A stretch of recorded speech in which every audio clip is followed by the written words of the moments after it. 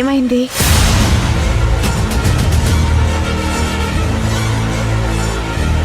ఎవరిని వెతుకుతున్నావు? భవానీ, నా కూతురు భవానీ ఇక్కడే ఆడుతూ కనిపించింది. భవానీ నీ కూతురు కాదు, నా కూతురు.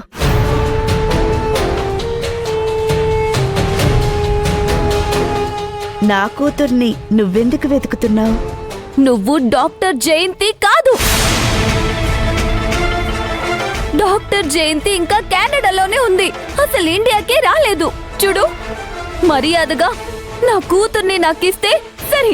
నువ్వే మనస్ఫూర్తిగా నాకు నీ కూతుర్ని దత్తత ఇచ్చేశావు. ఇంకా భవానీ నీ కూతురు ఎలా అవుతుంది? ట్రీట్మెంట్ చేసే ఏ డాక్టర్ అయినా డబ్బులు తీసుకుంటారు, నీలాగా పాపని తీసుకోరు. నీకెంత డబ్బులు కావాలో అడుగు, ఎన్ని కోట్లు కావాలో అడుగు, లేదంటే త్రాసు తీసుకొనిరా. ఒక పక్కన నిన్ను కూర్చోబెట్టి ఇంకొక పక్కని బరువుకి సరిపోయే బంగారం వేసి తులాభారం వేస్తాను. ఈ మాటలు పాప హాస్పిటల్లో గుండె నొప్పితో బాధపడుతూ విలవిలలాడే టైంలో నేను ముట్టుకొని పాపకి నొప్పిని తగ్గించినప్పుడే మాట్లాడాల్సింది. నేను పాపని రక్షించి జీవం పోసిన తర్వాత నీకు నీతి న్యాయం ఇప్పుడు గుర్తుకొచ్చాయా? తులాభారం వేస్తావా? ఎంత దాచిపెట్టావు? అదంతా నీకెందుకు? నీకెంత కావాలో చెప్పు, అంత ఇస్తాను. ముందు నీ మాటకి నువ్వు విలువ ఇచ్చుకోవడం నేర్చుకో. నీరంటే మామూలు విషయం అనుకున్నావా? నీరంటే దేవుడు. ప్రతి జీవికి మూలాధారం నీరే. ఆ నీరు ధారపోసి నీ కూతుర్ని నాకు దత్తత ఇచ్చావు. పంచభూతాల సాక్షిగా, అష్టదిక్పాలకుల సాక్షిగా నాకు నీ కూతుర్ని దత్తత ఇచ్చావు.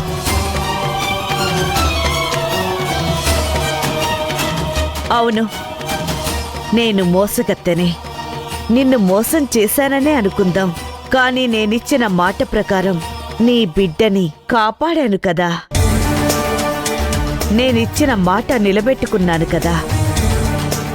నువ్విచ్చిన మాట మీద నిలబడటం నీ ధర్మం. ధర్మం గురించి మాట్లాడే హక్కు నీకు లేదు.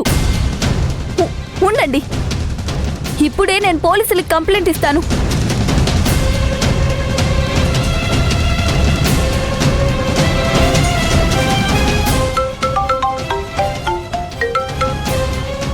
హలో.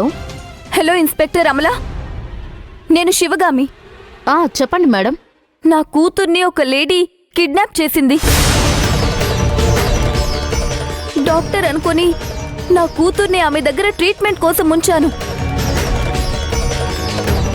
కొద్ది రోజుల తర్వాత హాస్పిటల్కి వెళ్ళి చూస్తే ఆమె హాస్పిటల్లో లేదు. నా కూతుర్ని తీసుకొని వెళ్ళిపోయింది. ఇప్పుడే నాకు కనిపించింది. మీరు ప్రస్తుతం ఎక్కడున్నారు మేడం? చిలుకూరు దగ్గర అమ్మవారి టెంపుల్ ఉంది, అక్కడున్నాను. సరే, నేను ఇక్కడికి వస్తాను మేడం. సరే ఇన్స్పెక్టర్, రండి. ఓకే.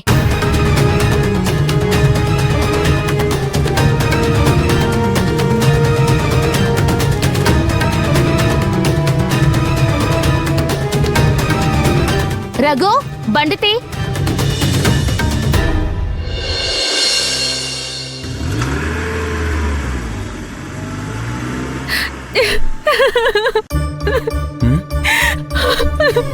ఎందుకు ఏడుస్తున్నావు?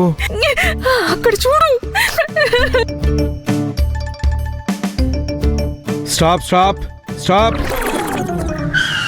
కిందకి దిగండి, కిందకి దిగండి, కిందకి దిగండి.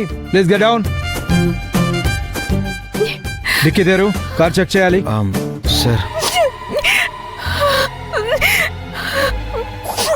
చిట్టి చెల్లి, నువ్వేనా?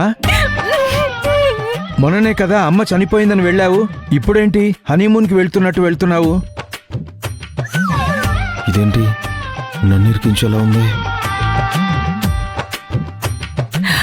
అన్నా, మా అమ్మ ఆఖరి కోరికేంటో తెలుసా అన్నా? చిట్టి చెల్లి, చెప్పమ్మా. నేను మా బావని పెళ్లి చేసుకోవాలని ఆశ. నేను పుట్టక ముందే ఆ, అప్పుడే పుట్టిన బావని చూసి మా మామకి మాటిచ్చిందంటన్నా. ఓ నాకు గనుక ఆడపిల్ల పుడితే నీ కొడుక్కిచ్చి పెళ్లి చేస్తాను అని చెల్లికిచ్చిన మాట నెరవేర్చడానికి మా మావయ్య మా ఇద్దరికి పెళ్లి చేశాడు. అమ్మ ఆశని మీరు నెరవేర్చారు. అమ్మ ఆత్మ ఇప్పుడే శాంతించింది. ఆ, నాకు ఇష్టం లేదు. ఇంకో సంవత్సరం వరకు నేను పెళ్లి చేసుకోను అన్నాను. కానీ పెళ్లి చేసుకుని త్వరగా నా కడుపులో ఒక బిడ్డ పుడితే ఆ బిడ్డ రూపంలో నేను పుడతానని అమ్మ చచ్చిపోయింది. నేను మళ్ళీ పుడతాను అని అమ్మ చనిపోయే ముందు డాక్టర్ కి చెప్పిందంట. ఆ డాక్టర్ పక్కనున్న నర్సు నాతో చెప్పింది. ఇష్టం లేకపోయినా శోభనం చేసుకోవడానికి వెళ్తున్నావా?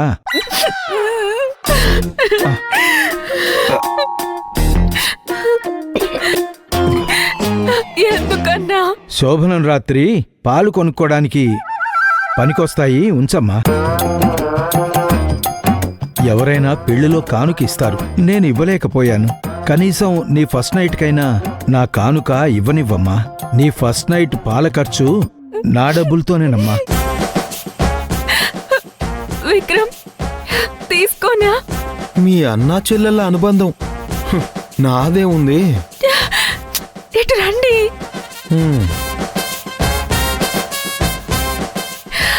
అన్న దగ్గర ఆశీర్వాదం తీసుకుందాం. సరే. అయ్యయ్యో, సుఖంగా ఉండండమ్మా. 1000 ఏళ్ళు పిల్లా పాపలతో చల్లగా ఉండండి. అమ్మా, నీకు మంచి మాట చెప్తాను విను. నువ్వు ఎంత మహారాణిలా పెరిగినా భర్త మంచి చెడు చూసుకొని మసులుకోవాలి.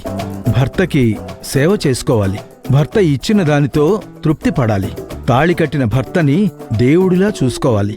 భర్త మాట జవదాటకూడదు. ఇంటి పని వంట పని చేసుకోవాలి. అత్తింటి పేరుని నిలబెట్టాలి. బంగారం లాంటి కోడలు అని అనిపించుకోవాలి. భర్తనే జాగ్రత్తగా చూసుకోవాలి చెల్లి. సరే, నేను వెళ్ళొస్తానన్నా. వెళ్ళిరండి, వెళ్ళండమ్మా. వస్తాం సార్. వెళ్ళరా.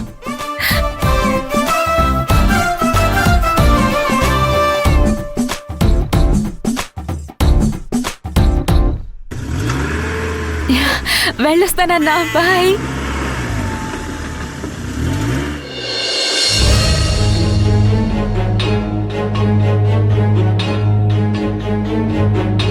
నా బ్యాక్గ్రౌండ్ నీకు సరిగ్గా తెలిసినట్టు లేదు.